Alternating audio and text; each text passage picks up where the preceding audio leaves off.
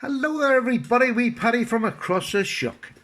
And as you'll see in the title of this video, this is my dirty dozen budget knives of 2018. And it took quite a bit of time to pick them because what I've tried to do is give a complete a cross section of my collection for this year. But I mean, there's one brand, and before I say it, you'll all know it, that's got maybe 3 or 4 knives in there because they simply were 3 or 4 of the best knives that I bought this year. And in fact, I think there might be 5, but they really did come further this year than any other brand that I have. So they deserve the right to be there, so they're going to be there. It is my favourite budget knives. I mean, this is not something that you have chosen for me. These are ones that I have chosen. Now, a lot of people have gone on the back of my videos and bought these knives, and most of you have had a pretty good experience. I really hope and pray you have, because that makes my channel, is when I get so many people that come back to me, which is amazing, and say, look, went and bought the knife that you've got. Maybe it wasn't perfect, but I fixed it. I now love it. Or I got your knife and it was brilliant. So you see, when I get them, that makes everything that I do worthwhile. And I genuinely mean that. It blows me away every time. Love it. So the dirty dozen are here in front of me. What I'm going to do is I'm going to place them from left to right, and they're not in any particular order. They're just as I pick them off the bottom. There's one knife that I will leave for the centre at the end, and it will be my budget knife of the year. Now, if you don't know it, there's something wrong with you, but we'll talk about that as we go ahead. So let me see. Let's start with a really, really budget knife. And this was a brand I'd never used before. Now, I believe I was very lucky because a lot of people have said they've had bad experiences of it. Well, I can only go on the knives that I'm given. So the knife I'm going to choose for my first budget knife of the year is an Enlan. This was under $10. Would you believe that? It was under $10. Look at that knife for under $10. Now, the wooden handles don't particularly match, you know. They're not a perfect match. The pocket clip wasn't pretty good, so I took it off. But for under $10, I just love a wooden scale knife. It's 8CR13, so, you know, sorry, there's the name of it there, LO5ZB, and it's 8CR13, which I don't mind in the slightest. I know a lot of people don't like it, but do you know what? There's a lot of people out there that do, because of the fact that it just sharpens up easy. So here's another knife that I rebought this year, and it's this here. This is one of the prettiest knives I think Ganzo have ever made. And this is the 753M, F573M, and again with the Ganzo 440C steel, which is great. Heat treatment, marvellous. But look at the shape on that blade. Look at them crisp interactions between the full flat grind and your flats up here. Isn't that just an assuage? It's just beautiful. And it follows over so nicely, so crisp. Really lovely knife. This is a small knife. This is what you would call a church knife. Now, it's the Axis lock, or Ganzo's version, the G-lock. Another great little pocketable knife, and I got it this year in the CF scales. So a real lovely church going knife, going out somewhere, a wedding knife, nice little small knife for that occasion. So shall we we'll do another Ganzo, because this was my working Ganzo of the year. This is one, Ganzo came out this year with ball bearings and all, but this one was in, let me just see. I am convinced this one, let me have a look down in here.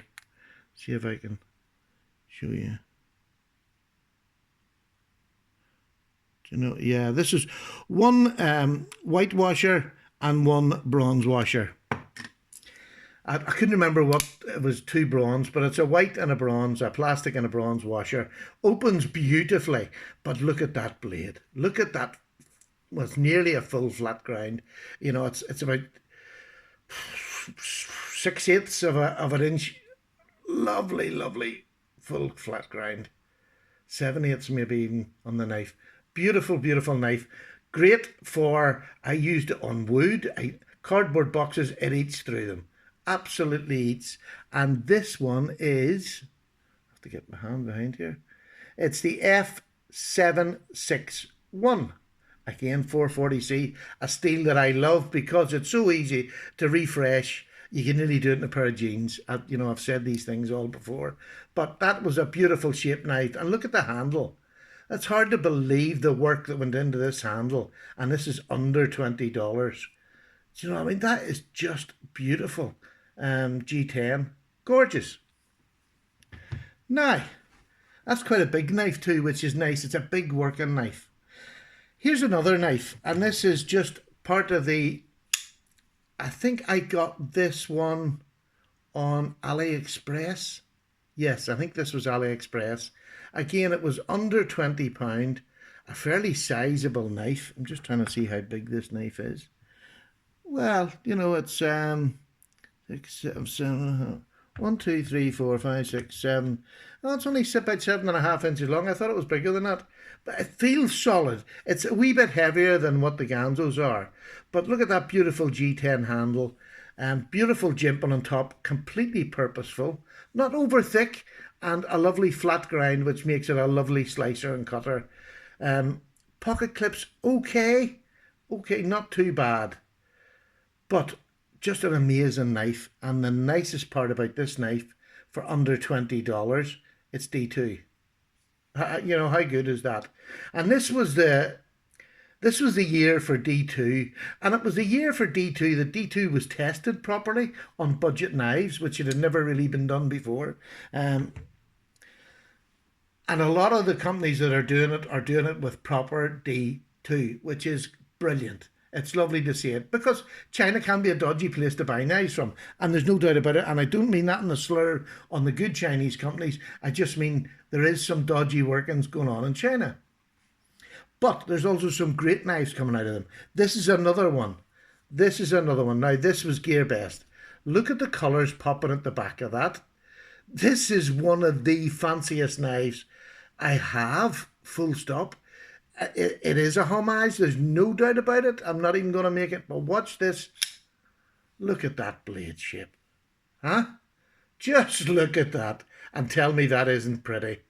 That isn't pretty. And it's under 20 quid. D2. I believe this one was actually tested to be D2. It cuts brilliantly, whatever it is. The G10, look, it's not just a basic G10. They've milled it out. They've shaped the handle. There's no rough edge. It's just a gorgeous knife in hand. Gorgeous knife. So, it's a liner lock. And I mean, the liner locks, look at that. Good thick liner lock. And it's locked up 50%. It's really a great little work knife that is a show-off knife. It's a big knife too. You can see there by how far it's coming down. So I'm going to go on to, this is a K-bar.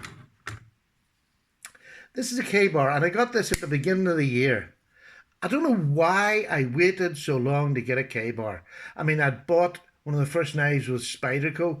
This is I suppose it looked too much like it at the time, but I didn't realise, as Spyderco this year, over in the UK, a Spyderco Delica is about £90 at the minute, which is way, way, way, way too dear.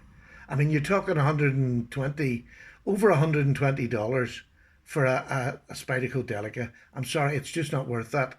This is a K-bar Dozier, Bob Dozier made. It's been out for years, but I didn't have it. There we go. It's made in Taiwan, and it's Oz 8 annealed. It is fabulous. It looks like a flimsy little plastic knife, much like the Delica does if you were just to look at it. But in hand, it is a cracking knife. It really is. It's a lockback. You can just drop it down and put it away one-handed. And you can, sometimes flick it out one-handed. But it is just a lovely knife. And this is from a major company. And this is about £20, I think it costs. Somewhere around that, $20 odd. A cracking knife. A real light cracking knife for putting in jeans or tracksuit bottoms if you want to just pocket drop. Beautiful knife. That's really one of the best that I got this year. To be honest with you, it's that high. I rank that high. It's one of the best I've got. I would prefer that any day over a Delica at £90. £20 for that, just no comparison. I would go for it every time. And it's got what I don't have an awful lot of them, but it has the lovely hollow grind, which cuts beautifully. It is so thin behind the edge. You can actually feel the thinness behind the edge. So a real good quality knife made by a great American company that they've been making them for years. I just don't know why I waited so long to get one. So what else? Oh, here's another great American company. Now, this might be price-wise a wee bit, I think it is somewhere around the $30. So the D2 Rat 2, the R2 D2, there she is. Just blooming good value knife for EDC. It covers everything you would want to cover in an EDC. It gives you all four fingers. You can sneak up. It just is the most comfortable little knife in hand with an action which is second to none. Oh. Why is it you always do it behind camera? The lovely thwack of that as it comes out. I got this year. Amazing knife. People say, look, this is not G10. It's whatever sort of a plastic. I can't tell the blooming difference. It's plastic and it's got a wee bit of grip. But you see the shape of the blade. You don't need a very grippy handle because your hand's going nowhere. I mean, they have just done this. Rat have done this so that when you grip in and lock in there, that's you. You're not going anywhere. You don't need any fancy blade covering. This is perfect. I hear people talking about, I wouldn't like to go into a Vaseline factory. Neither would I. And I'm sure I wouldn't do cutting in one if I went in one. So I don't need a scale on a knife that puts your hand in a position where you're completely safe. That scale, no matter how sticky it was, would not enhance that position. So this is probably one of the best EDC knives of the year. Just for the upgrade in the blade. It was Oz 8 and there's nothing wrong. I have a Rat 1 in Oz 8, one of my best workers. I have no intention of getting a D2 one because the Oz 8 is absolutely perfect. That one I didn't have and I've got it in D2, so I've now got one of each and I have no intention of changing. They'll last me the rest of my life. Now, what else should we go? Let's go to titanium. This year, I brought this one out, and this is a very bland one, but it's just to show you this year that what you can get for $30. This is under that. This is titanium. Look at that titanium. This is not just flat titanium. This is well structured titanium with a lock bar, with a steel insert, with an overlock going through it. It's just lovely. You've got a nice fancy pivot head opened by an ordinary screwdriver or a penny. Flipper, flow through construction with a couple of stoppers at the back there. And look at that for action. Another just gorgeous knife. Now, this is a Fura knife and this is in D2. Look at that blade. Look at that blade. Isn't that just gorgeous? The action on it is drop shot. It's perfect. Absolutely beautiful. The D2 seems to be absolutely on par. Beautiful, beautiful knife. Love it. Again, there's been so many of these this year from Fura.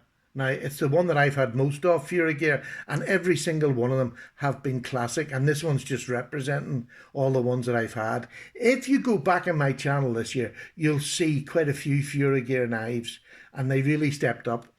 And HX Outdoors was another knife that jumped this year. They weren't in the budget class, but they were another knife that really upped their game this year. So next, here's another. This is another Fura gear, but this is not a big heavy Fura gear titanium. This is wooden with Damascus blade. How beautiful. How beautiful is that? It is just stunning. Let me let you see it. It's stunning. Sharp as a razor. A really lightweight blade with it's just beautifully finished. It's rounded off. This is not something I'd want to do hard work with. This is more for opening letters or footering about on my desk, just something like that.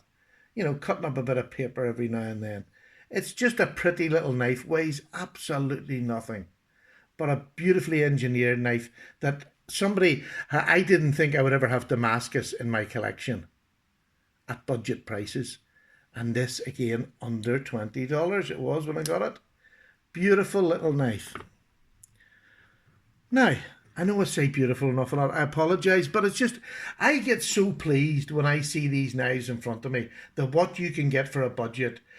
Do not complain you can't get knives for a budget that cover a wide range of openings and whatever. I've tried to pick a mix. Here's another knife, right? This is another Ganzo. And yes, there is a few of them. And the last three of these are all Ganzos. And they're probably three of the best Ganzos, in my opinion, that there is out there. This is the copy of a Delica, or the Chinese version of the Delica. This is just plastic handle, 440C steel, which I would rather have. It's easier to sharpen or whatever. But obviously the ergonomics are brilliant because they've taken it for somewhere else. But in saying that, it's not the same. It is a homage, and they have put their own name to this knife. There's different holes or different whatever. So other companies have done that. You can't just say anything about Firebird and Ganzo. This is under $10. I have three of them. I have a serrated one that I use for showing serrated sharpening, and I have my old orange one, which is completely battered because I spent all of last year trying to destroy it and couldn't. I've made a better job this year. I must show that wee knife one day. I use it for all sorts. But this is just a brilliant little EDC work knife for under $10. It's perfect in every way. It's not, there's no movement and it's not loose. Look at that. Look, I mean, it's not loose at all. Absolutely beautiful. So there's that word again. The next one was, I thought, not going to be beaten this year. And it's this one. Not going to be beaten for action. It's a bit thinner. I showed you this one back here. This is a thinner profile.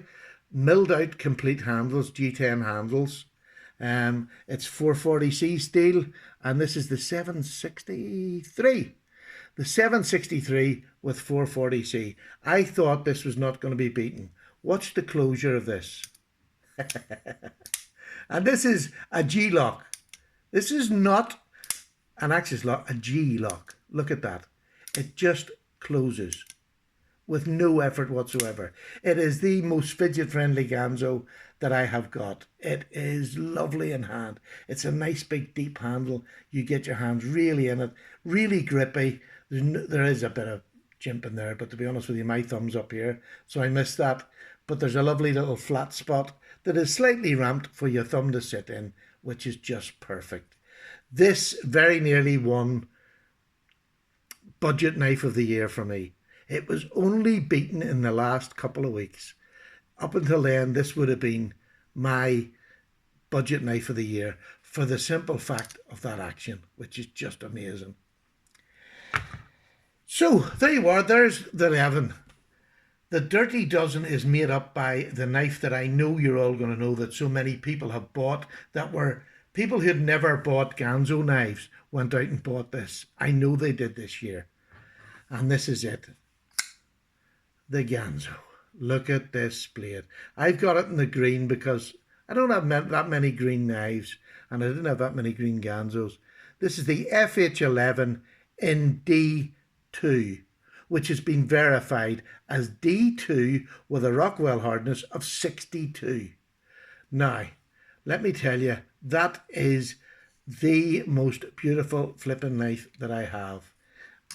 Look at that. Just listen to that. Now, when I'm saying it's the one I have, it's my best flipping budget knife. And how the heck you can call that a budget knife. It's mind-blowing. It's mind-blowing what Ganzo have done. I only hope that they go on the up from here. They haven't over-increased their prices. It might be a little bit dear by a pound or two. I couldn't care. For the quality that you're getting there, that is beautiful. If I could buy one of those knives, maybe different varieties, once a month, I would have a collection to die for. Or one of these. Because I do not mind the 440C. But, between the two of them, there's two knives that would be fit to serve in anybody's collection and would do any work you'll ever have to do. Anything. And this one will just fidget factor. This one's not too bad as a fidget factor. The only thing is there's only one opening, but that opening is done to perfection for a budget knife. Not for a budget knife, for any knife.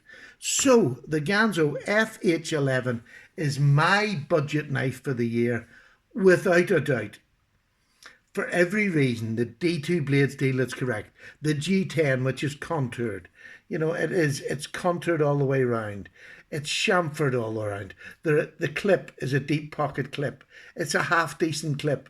The hardware seems to be better than what Ganzos of the past have been. It's easy to take apart and clean. So, there we go. What a year it has been. And if you look at them different variety of knives, it really has been a year of outstanding. So I'm just going to open them all. And we'll see them all sitting down there. Just to let you see the different blades that have come out. The different opening mechanisms in them. These are, how can you call these budget knives? How do you call them budget knives? They would grace any man's table. So we're getting near the end now. And these were, the last two were probably the two that I would have said that were in any sort of contention to win it.